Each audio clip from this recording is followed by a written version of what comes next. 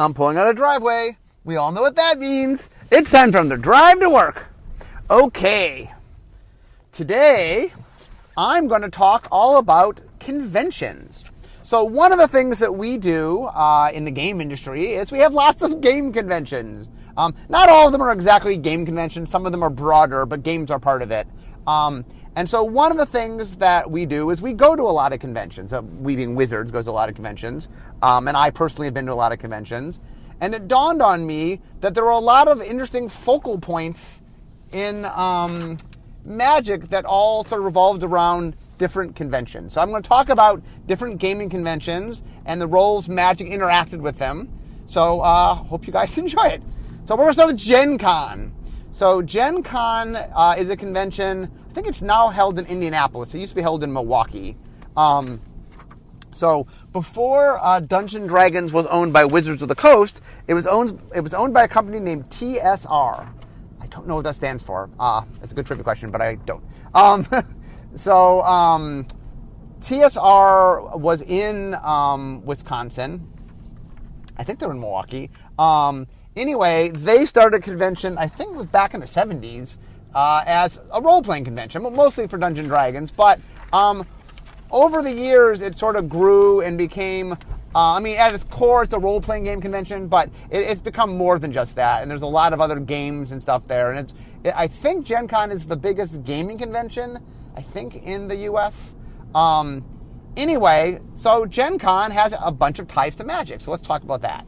Okay, first, in 1993, Gen Con was where Magic premiered, where it was sold for the first time, back in 1993. And I did a whole podcast where I did a 25-year video with Richard Garfield and Peter Atkinson. I shared a bunch of stories. I'm going to do a quick recap of this story. But if you want to hear the longer, drawn-out version of some of these stories, they're in that podcast.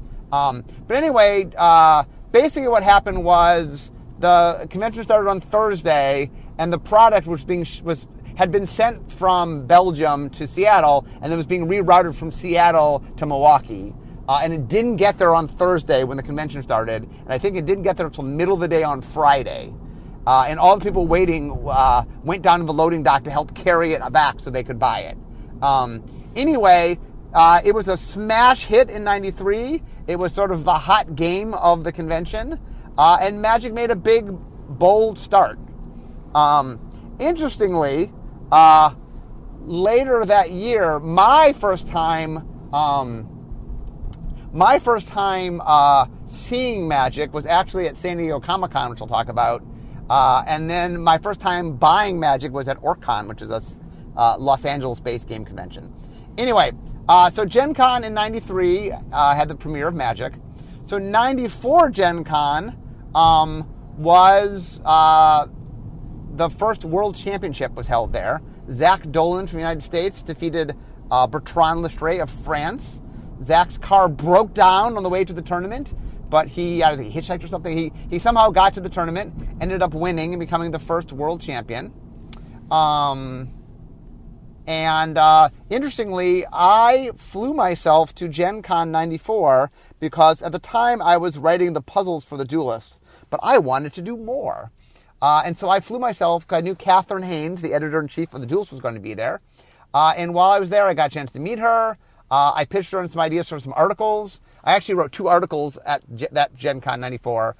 There was one in the Duelist magazine called an MTGer at Gen Con. That term didn't really stick. Talking about what it's like to be a Magic player at Gen Con. And I talked a bit about the World Championships and stuff. And then I also covered the finals of the World Championship. I and Chris Page, who of the East Coast Playtesters, I did a whole podcast on the Alpha Playtesters, which I talked about Chris. He and I transcribed the finals, and then I wrote it up for. There's a thing called the Duelist Convocation magazine. So the DCI stands for Duelist Convocation International. So originally, before it was international, it was just called Duelist Convocation, and they had. If you were part of it, they sent you this. I'm not sure what to call it, but it was like a black and white. Not really a magazine, but like a little mini magazine. It was black and white, though. It wasn't full glossy or anything. And in it, I did the play-by-play of the World Championships. I literally like, here's what he had in his hand, here's what he drew, here's what he played.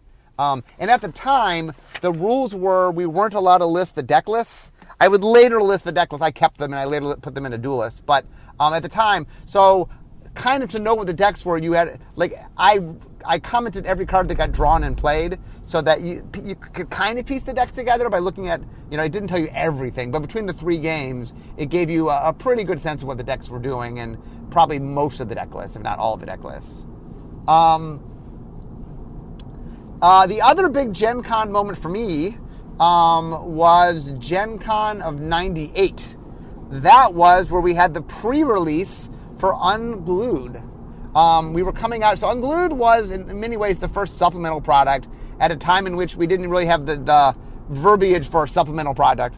And we didn't quite know what to do with it. We had started doing pre-releases, but we decided because it was a special kind of set, what we would do is at Gen Con, we would have pre-releases all weekend long. So it wasn't one singular pre-release, it was flights. But if you wanted to play this product for the first time, but before it was ever out, like this was the pre-release experience, and this is prior to people knowing what was in the set. So like this was, if you played the Unglued pre-release, you didn't know what the cards did till you opened up the booster pack. We don't really get that anymore. But anyway, and then that was the event that I head judged dressed as a chicken. The very short story was we were brainstorming ideas, like what could we do to make this more of a silly, fun sort of thing. And I suggested that I could head judge dressed as a chicken. And the meeting basically was like, okay, done with brainstorming. Let's move on to things we're doing. We're going to do that. And like me suggesting, I felt like 2 minutes later, and what happened was they actually got me, we rented a chicken suit from Seattle. We brought it with us. And it had a lot of dust on it, I guess, because there were like feathers in the costume. And I ended up getting pretty sick. I got bronchitis or something from it. I actually lost my voice by the end of the weekend, which is not something that happens all that often to me. But regardless of getting sick from the suit, I did enjoy myself immensely.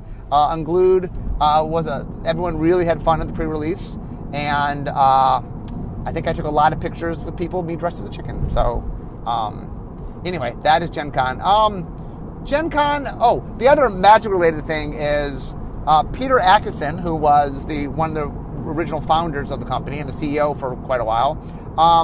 After we got sold to Hasbro, and he ended up leaving and made a lot of money from the sale, he used part of that money to buy Gen Con, and now his company owns Gen Con. So another Magic tie between Magic and Gen Con. Okay, another convention. So almost all of these conventions, by the way, are in the summer. That's when most gaming conventions happen. So next one I want to talk about is Origins. So Origins is run by GAMA, which is the Game Association Manufacturers of America, I think. And it is basically for people who make games, American companies that make games. And this is, so Gen Con usually is in the same city. It did move from Milwaukee to Indianapolis, but I mean, mostly it's been in the same city. Origins, I think every year is in a different city. Interestingly, the first time I ever went to Origins was before Magic even came out. Origins was in Las Vegas, and I took a seminar in game design, and that was my first time ever being at Origins. Okay, so Origins 93 was the first time that Magic cards were seen by the public. So Origins was before Gen Con. It was about a month before Gen Con. Gen Con was August 93, and Origins was like July 93. And they'd gotten back the test printings, meaning the way the printers will work is they'll run off the first batch and they'll send it in to make sure that everything's okay. And so they use those cards to make decks, and then they played with people at the booth, and they showed off. People could see the cards for the first time, and they had decks so you can sit and play the game. And it was from that one of the issues at the time was Wizards had a big shipment coming, but they needed to sell more of the product to pay for the first shipping. And it was at that convention. I also told the story in the podcast with Peter and Richard, about Peter and Richard shooting the video. And that tells the story more drawn out. But the shorter version of the story is that Peter was able to find a distributor that was interested enough in the game that they paid up front. They got a discount to put money up front, and that Peter was able to use that money to finish paying for the shipping to get the first shipment. So in many ways, if Origins hadn't got, Gen Con, the reason they were able to have the cards at Gen Con was partially due to the fact that at Origins, once again, remember, Origins is as much the public's allowed inside, but it has a lot of a business aspect to it, and that it was really important to sort of get more distributors on board to get them to buy Magic, because Magic earlier, once Magic started going on sale, it sold like hotcakes. But before it was on sale, before the audience could buy the product, the early part was trying to get distributors to pick it up. For those that don't know, for a lot of Magic, we sell to distributors and they sell to the individual stores. So the first part about selling the game was getting the distributors to purchase it, and then they had to get the stores to carry it. But without getting the distributors to carry it, we didn't have the money to pay for it. So that proved important. 94 Origins was the first U.S. Nationals, won by Bo Bell. He's from California. Interestingly, I and my dad actually played in the 94 U.S. Nationals. It's the only U.S. Nationals I ever played in. I'll talk about 95 in a second.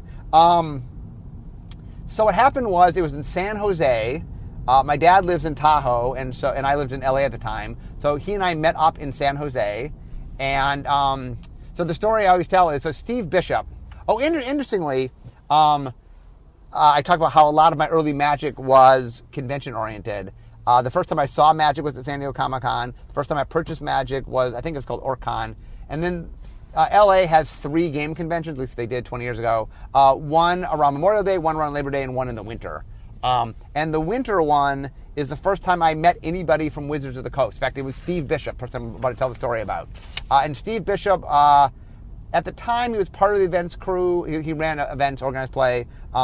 He eventually got in charge of it. I don't know if he was in charge of it when I first met him. I don't think he was. But Steve used to wear leather pants, and anyway, he was quite a character. He was the first employee I met from Wizards of the Coast. I met him at that convention, and the Duelist had just come out, and I had an idea for a puzzle column. And so I told Steve about it, and he said, really what you need to do is contact Catherine Haynes, who was the editor of The Duelist. And so he got me the contact information, I think, and then I sent it in, and anyway, that led to me getting in The Duelist and all sorts of things. So anyway, that is where I first... So a lot of my early interactions with Magic were all convention-based, interestingly enough.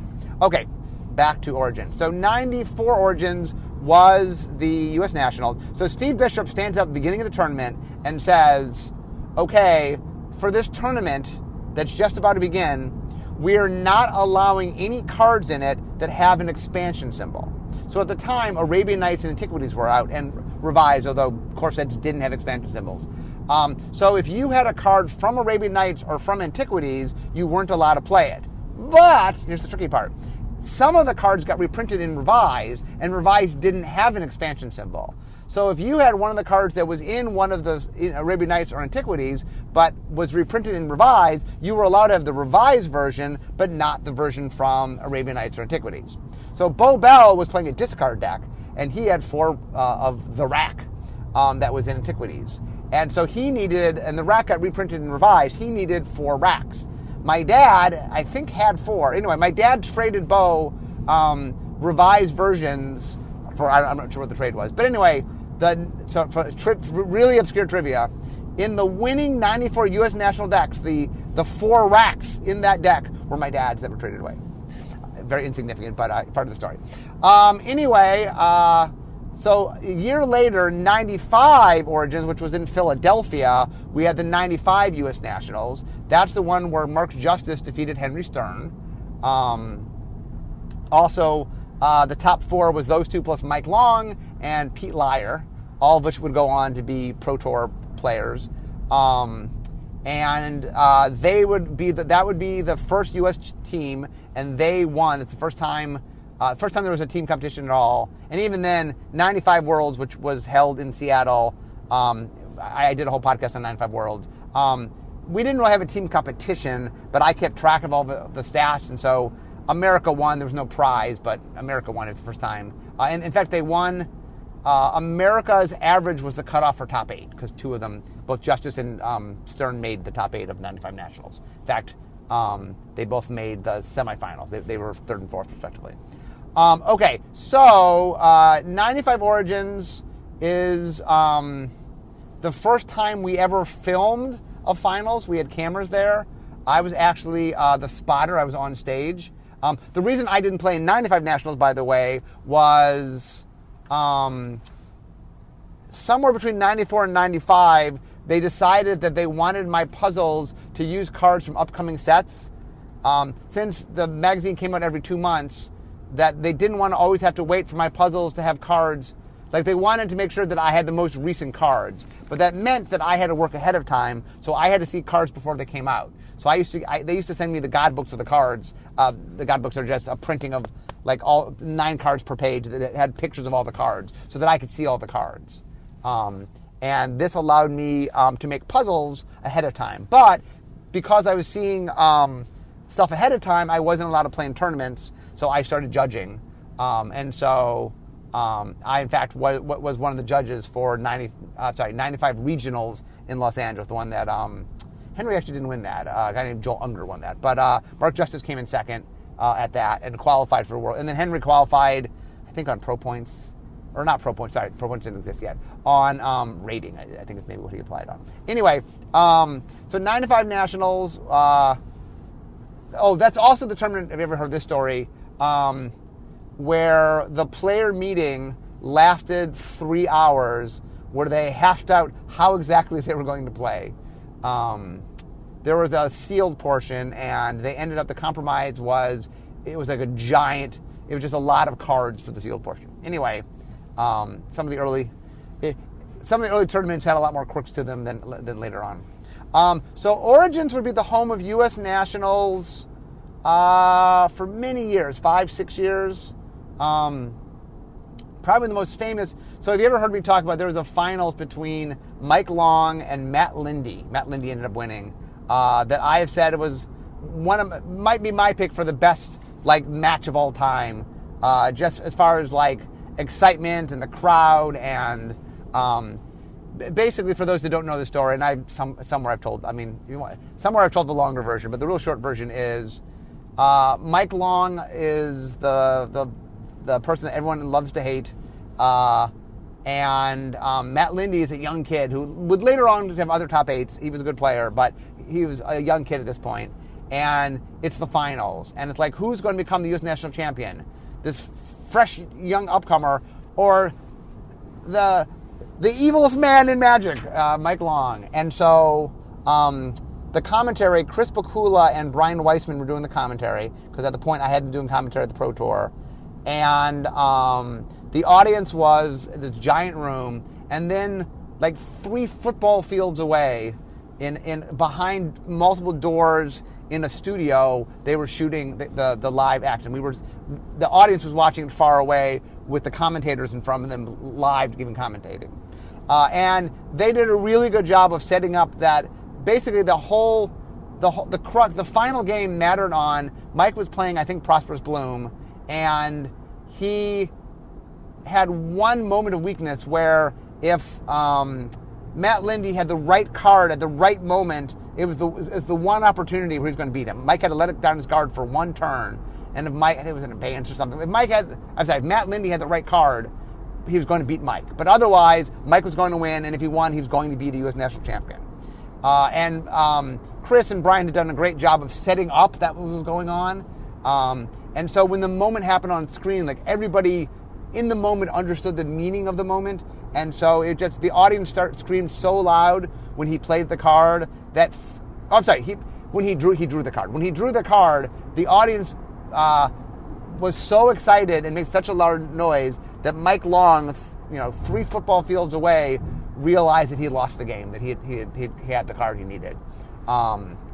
Anyway, so Origins, there's lots of Origins, but those are the major Magic events. Let me jump on to some other events. Dragon Con. So Dragon Con is an event in Atlanta. It's not just gaming. It is a little more, a lot of geeky type things. has fantasy and science fiction elements, and it's a larger than, it's not just a game convention, but gaming's a big part of it. Dragon Con is probably most famous for 94 Dragon Con had a special card, a promo card called the Lathni Dragon. And it was the only place you could get to the Lathni Dragon. It wasn't, the outroar over the Lathni Dragon made us make a rule where we don't give away unique cards at events. We will do unique cards that you have to buy products to get. You have to, buy Planeswalker packs or Commander decks or the buy a box. You have to buy actual Magic products to get unique stuff. But we no longer say, oh, well, you have to travel to this one city at this one place to go get this thing. When we do exclusives, but they are alternate versions of existing cards. They're not unique cards that you would have to go to location. And Dragon Con is the place where that happened. Dragon Con is also my favorite Magic story. I know I've told this before, but since we're talking convention stories, I'm going to tell it because it's my favorite story. So it is late night at Dragon Con. It is like 1 a.m. in the morning, and there is a middle-aged woman reading a book in the middle of the gaming room. The room at 1 a.m., there's still people playing, because there's obviously people playing games at 1 a.m. at Dragon Con. But she's kind of in a section that no one's at. She's by herself. She's reading a book. And while gaming has come a far way since 1994, and there's a lot more women playing, and at the time in 1994, seeing a middle-aged woman in the middle of the gaming convention, the gaming room at Dragon Con was a little bit of a thing you didn't see all that much. So I walked up to her to say hello, and she saw I was wearing a Magic shirt. And she asked, she goes, "Oh, do you play Magic or whatever?" And I'm like, "Oh, I work on Magic. I'm one of the people that makes Magic." And so she told me the story about her two sons. Her youngest son, she said, "Look, my youngest son is very smart. He's had trouble at school because he just gets things so quickly that nothing keeps his attention. And that finally he started playing Magic, and that Magic really was something that was bigger than he could wrap his brain around, and it really sort of let him focus, and it was something that challenged him. And he always had been socially awkward, and it really, for the first time, allowed him to start making friends, and he started building a social network and gaining confidence, and it really brought him out of his shell, and it really helped his son." And then his older brother noticed that his younger brother was playing this game, so he wanted to learn about it. So he learned, and she says, my older son, has dyslexia and has some learning issues, but he was determined to keep up with his brother, and so he got really invested in the game, and it was helping his reading so much that his teacher contacted me and said, "What are you doing? I'm seeing this rapid improvement." And so I showed him the game, and so they started a club at the school, and they're playing Magic at the school now, and all these kids are playing. And anyway, the reason I'm even here is I said to my sons, if you guys do well in school, as a reward, I'll take you to Dragon Con. I think they lived in Atlanta. And obviously they had, and she was there, and she said, "Look, I don't know, as someone who makes the game, I don't know if you know quite how important the game has been to me and my family, but it has changed our lives. It took my son and brought him out and gave him a social life. And my other son, it taught him to read, and it really helped my family, and I want to thank you for that." And then she asked if she could give me a hug, and I said she could. Anyway, the reason that story really speaks to me is it really made me understand for the first time the importance of what the game means to people, and kind of how it could be a positive role, and how it really can be a source of good. So anyway, that the reason I bring up that story is it really spoke to me, and it definitely I don't know, it really it's one of my interactions that most has kind of changed how I thought about how my job. So anyway, I like to share that story. Okay, next San Diego Comic-Con. So San Diego Comic-Con is something that I used to go to long before Magic existed. It's the place I first saw in 93. I was asking about Magic because people used to come to my store where I worked. I used to work at the Gamekeeper, and I first heard about Magic because people were coming into our game store looking for it, but we didn't have it. So I was looking for it at San Diego Comic-Con. Nobody had it for sale, but I did find someone who had a deck, and so for the first time ever, I could look through a deck and touch the cards, and I was enamored. It was really exciting. I would later buy it at Orcon, but that's the first time I saw it.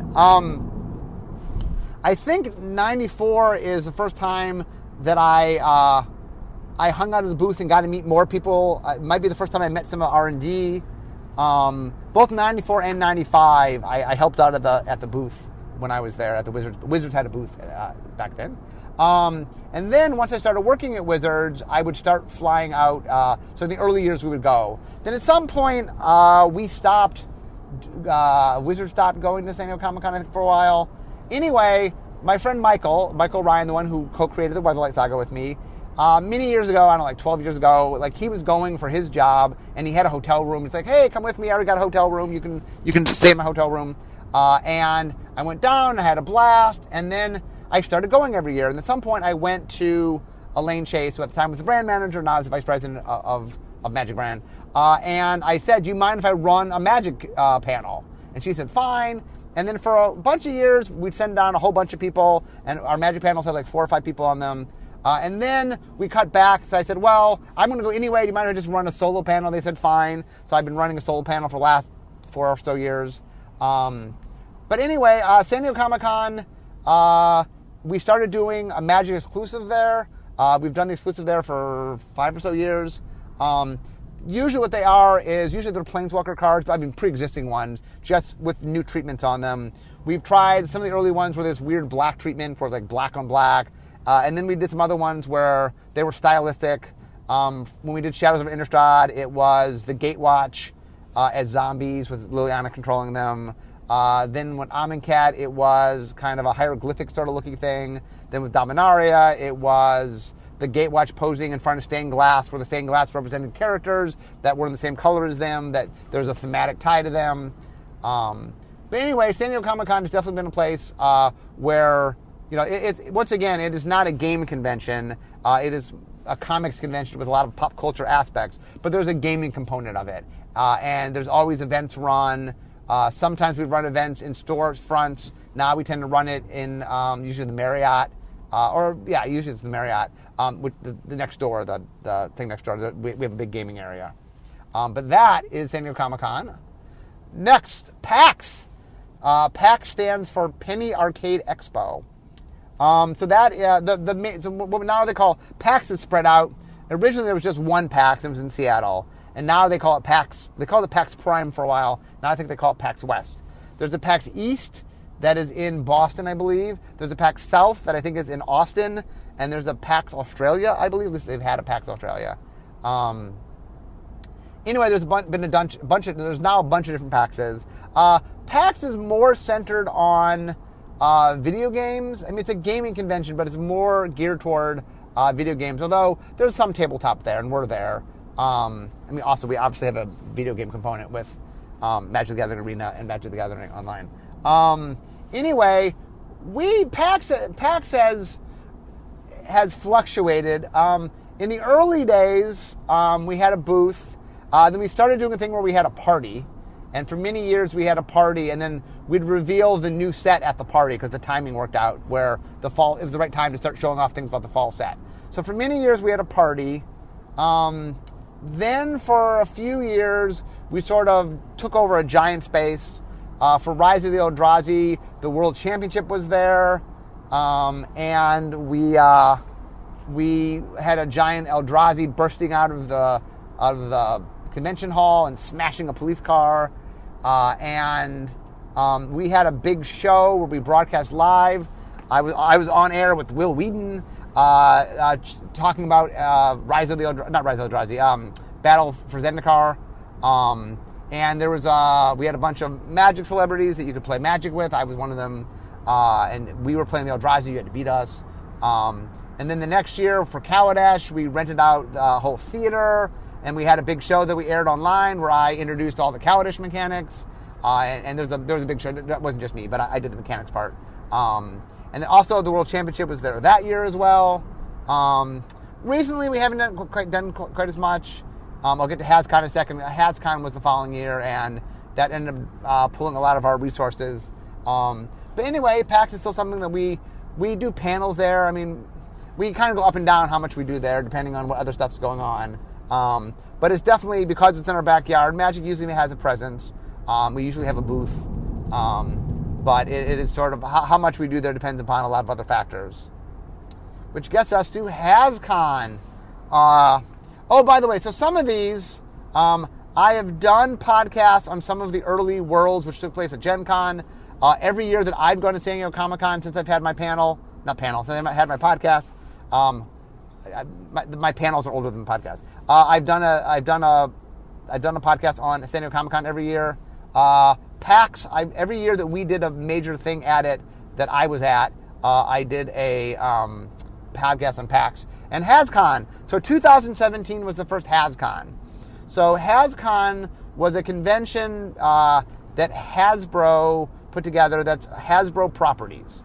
I'm not going to remember all off the top of my head, but beside Magic and Dungeons & Dragons, which obviously is Wizards, there is Transformers, there is Nerf, there's My Little Pony, there is Easy Bake Oven and Star Wars and Marvel. They have the Marvel license and I don't know. There's lots and lots of different things for all different ages. The interesting thing about HasCon is most conventions are a little bit more focused. Like, it's for this group, and this is like, oh, there's lots of different games and things that different people might appreciate. You know, the kids might like My Little Pony or Easy Bake Oven or Nerf or whatever, and the adults might like Magic or Dungeons & Dragons or Transformers or Marvel. You know, and that there's this sort of things that cross-generational, and so like families would come to this event. So it was a really different kind of convention. I mean, I've been at a lot of conventions, and the interesting thing is, like, if you ever heard me talk about VidCon, which is not really a gaming convention, but my daughter and I go, and I've done a bunch of podcasts on it. VidCon's filled with teenage girls. That is not normal for a lot of the gaming conventions I go to. So HasCon has a lot of little kids. That's something that you don't normally see at most gaming conventions. You'll see some kids, but not usually teenagers you see. You don't tend to see younger kids. And there are a lot of younger kids at HasCon. Anyway, so we did... it was the first time that you could play... it was one of the Master sets. I'm blanking on whatever the Master set was at the time. We did we celebrated... It was the beginning of our birthday celebrations. We had a big party with 5 cakes.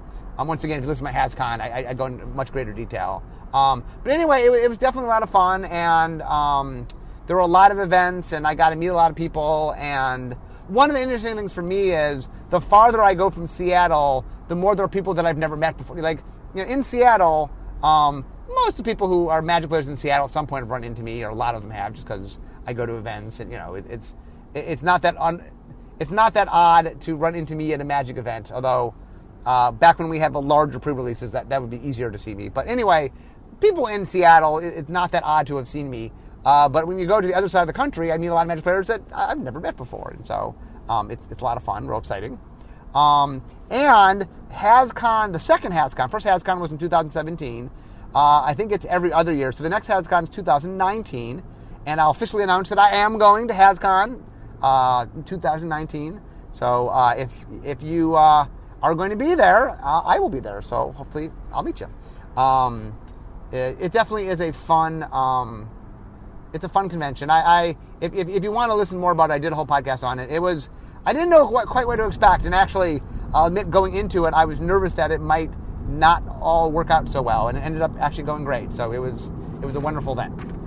Okay, so I've talked about a lot of conventions in the United States, but I'm going to talk about one convention that is not in the United States. Essenspiel, which is, I think, the largest gaming convention in the world, I think. Maybe there's one in Asia I don't know about, but it is the largest in Europe for sure, and it's bigger than Gen Con, which is the largest in the US. So it's in Germany. So the thing about Germany is gaming is to Germany kind of what movies are to the US. Like, everybody almost in Germany games. It's just part of the culture. That Germany, games are a really big part of German culture. For those that you know, that there's a lot of games that come out of Germany, a lot of German board games.